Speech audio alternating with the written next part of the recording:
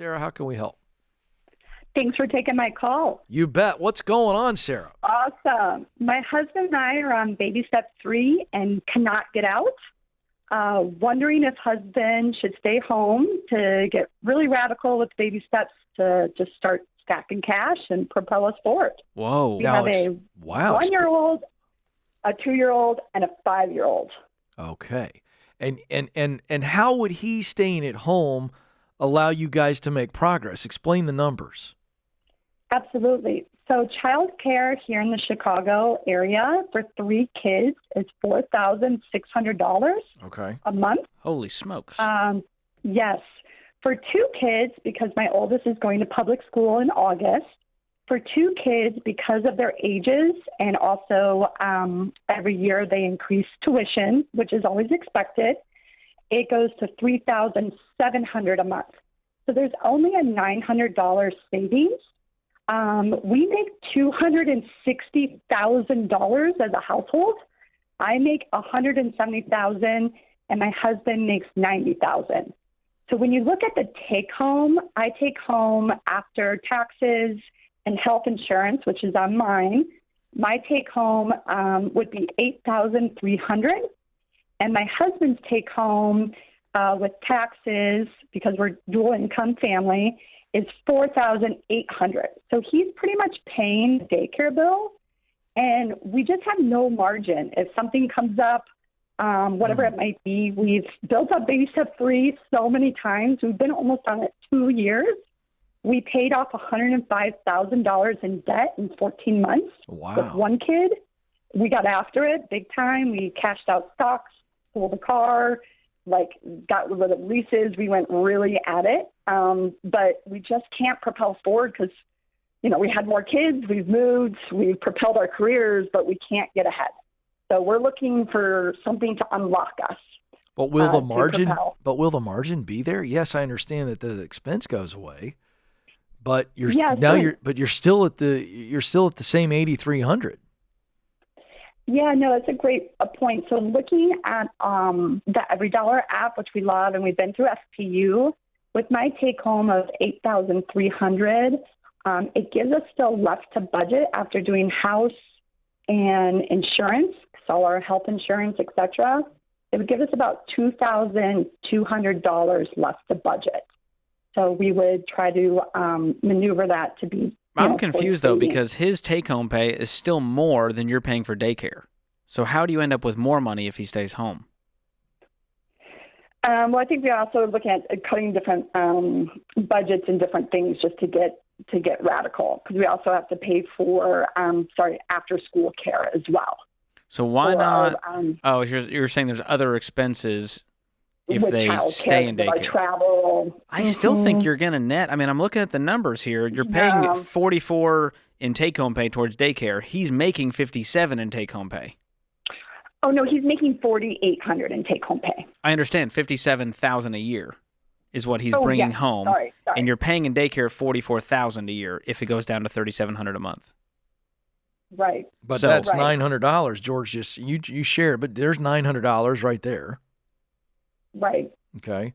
I think that's where also too, we've been trying, cash flow is very challenging for us. We've been trying to get ahead. It just seems like something always kind of comes up. I think there's other expense. Now, your daycare is astronomical. Don't get me wrong. Yeah. But you guys are taking home over $13,000 a month.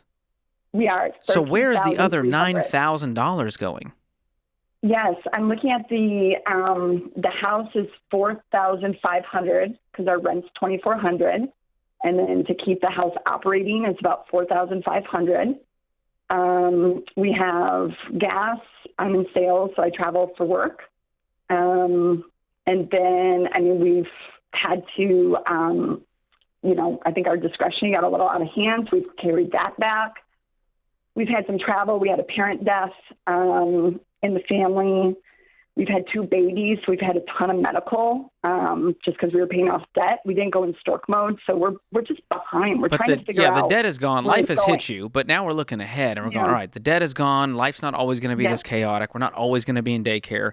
But just looking at the numbers, the first place I would cut is not his entire income. The first place I'd cut is everything else in the budget, including the discretionary spending. I have a suggestion, Sarah, that I want you to be open-minded to, okay? Yeah, and absolutely. That's why we called. We're great. Struggling. And this is from our experience, from Stacy and I's experience when the kids were younger. My kids are teenagers now, but when they were younger, I was here at Ramsey, and Stacy was working full-time. And we needed someone to be there. So they were in school, but we needed someone to be there when they got home from school around 2:30 until around 5:36, so that the kids were doing their homework. And then, so we looked at that, and we found a nice lady. We looked for I don't know, I'd say a long time. I'd say 4 or 5 months. We found the right person. And it was a retired lady. She was a grandmother. And so she was a fraction of what it was going to cost us to use a service. And I would just consider that if I were you. If your husband kept his income, and let's say, because you're already going to pay for after-school care anyway. So what if for the two littles that are not going to be in school in the fall, you find a grandmother, somebody that you met through a church or a neighbor or somebody in there, you check them all out. Care.com and find a part-time nanny. Yeah, but just what if we did that? And they were in your home, they were being cared for, the person did laundry, they helped with meal planning, made your life. What's that? Said preach. Yeah, that would be amazing. but you have to look into that. This is not like something that I've just crafted in my head. Right. This is possible. Right. And so let's just say that person, George, do some math for me. If you pay them an hourly rate of $15, $20 an hour, I don't know what that would be, but depending on that. Easily 20 for Chicago area, I imagine. 20 to 25, because we did look at nannies. That may not work out. It may not work out. But the point is if you figure out a way, some of the hours, you just got to find a way. I don't think him coming home is the right move here. Is this something he wants? Okay. He's open to it. We just are trying to get ahead. I think he needs to be working more, not less. Yeah. I think he actually needs to work. I think he needs to work a second job. Maybe for 3 months, 6 months, a year. Truthfully, the house payment, if it's just your income, the house is just too much at that point. So if you lose this income, the numbers get skewed in a bad way. And so I would keep the income, and I'd find every other place to cut. Because it sounds like, truthfully, there's probably some other things we could cut first. And this just feels like a nice shortcut to hopefully fix things. But my worry is he stays home, nothing is fixed. It's still chaotic because the numbers didn't really change. Right. No, that's fair. Thank you. We're just looking at all sorts of options. So you guys were my first phone call. I'm so glad I got through. Listen, go find your Mrs. Doubtfire. I think that's the play. I really do. I really appreciate it. I think the number's going to be in your favor, but run the numbers, crunch the numbers based on your market, and we'll see, George. But I like that move. They're not in the daycare system. They're in their home. That person can also do some things around the house. You heard how she was like, oh, that'd be nice. Yeah. Imagine if they're doing laundry, helping with meal planning. The daycare struggle is real. It is. Especially in these high cost of living areas. You don't get any of those home benefits. They don't do your laundry. They're not doing meal planning. That'd be nice. They're just chalking your kids full of gummies and what do you call those, goldfish? Those cheddar cheese snacks that you love so much, George. I do love them.